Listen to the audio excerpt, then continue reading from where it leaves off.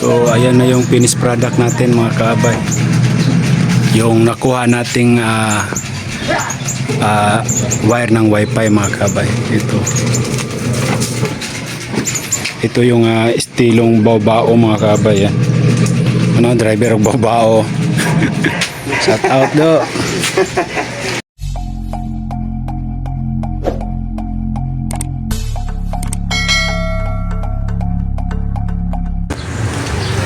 So magandang araw sa inyo mga kaabay. Welcome po ulit sa aking channel mga kaabay, no? Kuya Glenn TV, ayan. So for today's video mga kaabay, ayan, kumuha kami ng mga kaabay, yung sa cable mga kaabay, yung wire na gawing kulungan. Ang dami kasi dito mga kaabay. Nagbaklas kasi kami ng yung sa wifi kasi binago yung linya. Kaya andito mga kaabay, ang dami. Ayan o. Puro cable wire yan mga kabay. O yung sa wifi.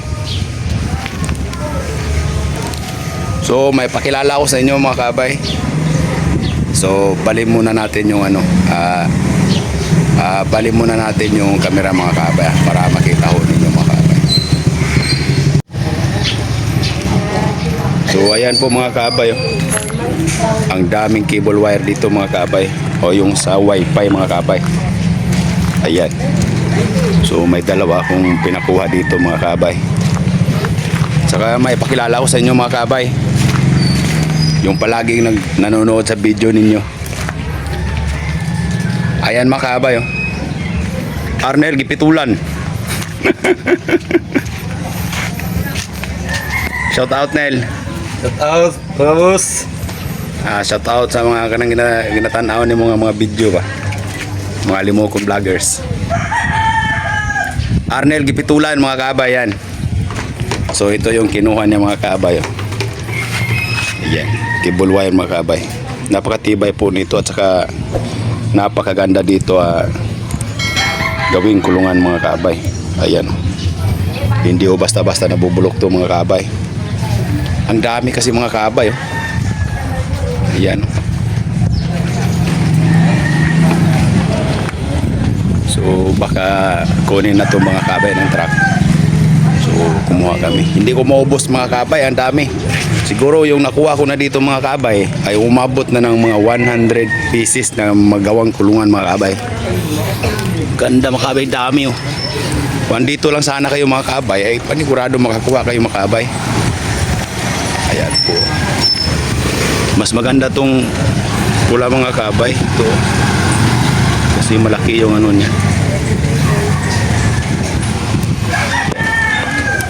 malaki mga kabay yung sa pula. Kunin natin yan, tanggalin mo lang tapos yan, napakatibay po dito mga kabay. Yan saka madami pang pamusti gawin dito mga kabay. Ito pamusti sayang na sayang mga kabay, ang dami. Kahit mga 1,000 pieces ata kaya pa dito mga kabay. So mayroon pa doon sa kabila mga kabay, dami Gerald. Gerald, okay lang ka Gerald? Okay na kayo. Nana mo yung stock? Nana. Shout out yan, nakay shout out. Shout out dahil ko sa barangay. Salamat kay sa barangay no? Salamat sa barangay kay pera mo bangko. Ayan na mga kabay, dumating na yung gumagawa ng wifi mga kabay. Wala kaming wifi sa ngayon. Ayan yung mga wire namin.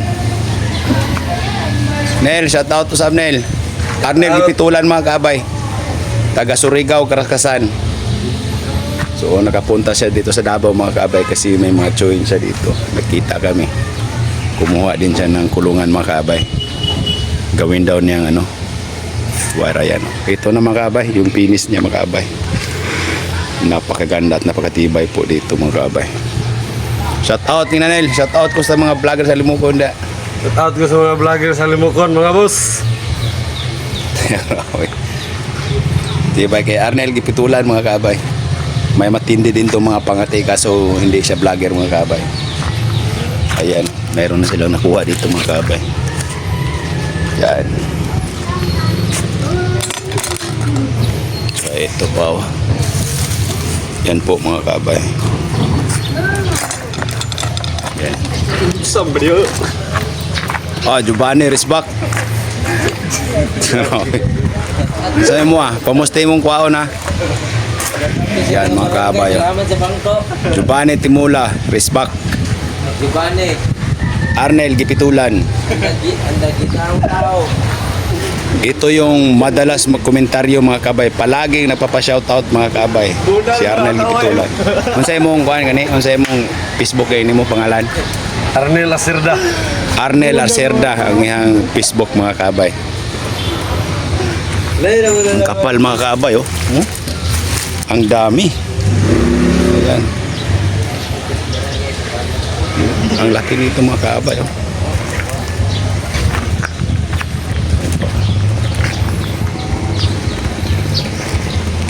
Ang dami nating magagawa dito mga kabay na kulungan. Ayun oh, kapal. So may pamuste pa tayo mga kabay. Nakunin ito.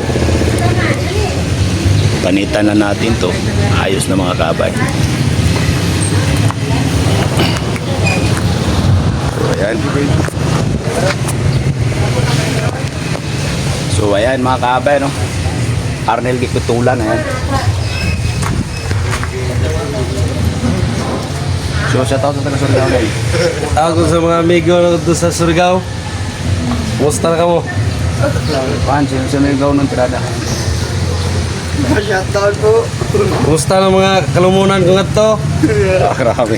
Birada. Igagaw na ako dito. Birada ng taga-Karaskasan mga kabay. So ayan po. So ayun na yung video natin mga kabay. Salamat po sa panonood natin mga kabay. So ayan na yung finished product natin mga kabay. Yung nakuha nating wire ng wifi mga kabay. Ito yung estilong baobao mga kabay.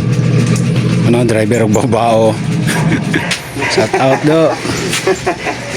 So ito mga kabay. So medyo may kaluwagan ng kunti mga kabay kasi alam ko ang galawan ng sunsun na yun mga kabay.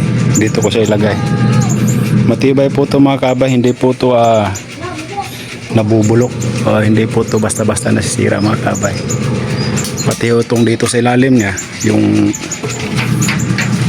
dinudumihan nila ay hindi po basta-basta nabubulok to mga kabay. Sulit po to. Ayan. At saka ito mga kabay yung isa ay yung sa isa din mga kabay. Ayan. Siyempre gawaan natin na magandang kulungan kasi espesyal ang mga sunsun mga kabay para sa atin. Ayan. So ito mga kabay, ayan, lahat po ng sulok diyan sa loob ay magagamit po ng pangati mo sa ilalim at saka dito sa taas. Kung kumampay man yung pangati mo ay maluwag siya mga kabay. Ayan. Ayan. Dalawang dangkal mga kabay. So galing dito sa taas dalawang dangkal to mga kabay. At saka dito naman sa ilalim isa at kalahati mga kabay. Ayan. So may pakainan na po dyan at saka may dapuan na po sila. Ayos mga kabay no? Pati itong dapuanan ay matibay din to mga kabay. So ayan yung isa. Ito yung estilong baobao. Mas gusto ko yung luna Bombay mga kabay. Yung Bombay type. Kaso mahigpit dito sa taas mga kabay pagka Bombay type. May katol type tayo, may kalabasa din. So ito mga kabay, napakatibay po dito. Saka yung ginamit ko na tansi dito, nylon, dito kay number 30 mga kabay. Medyo may malaki siya ng konti. Matibay ito mga kabay. Hindi ito basta-basta nabubulok mga kabay. Kahit ilang pangati pa yung ilagay mo dito. Ayan. So marami tayong ganito mga kabay stock yung nakuha natin. So dito ako maglagay ng pugad mga kabay. Sinadya kong pinalaki kasi alam ko ang galawan ng sunso na yun mga kabay. Baka balang araw magiging pangati siya mga kabay. Tingnan muna natin kung magaling talaga siya mga kabay. Medyo matagal-tagal pa natin siya mga kabay isabak sa training. Pamuhin muna natin. So ayan na mga kabay. Chilo! Wear your slipper. So may hawakan din dito mga kabay.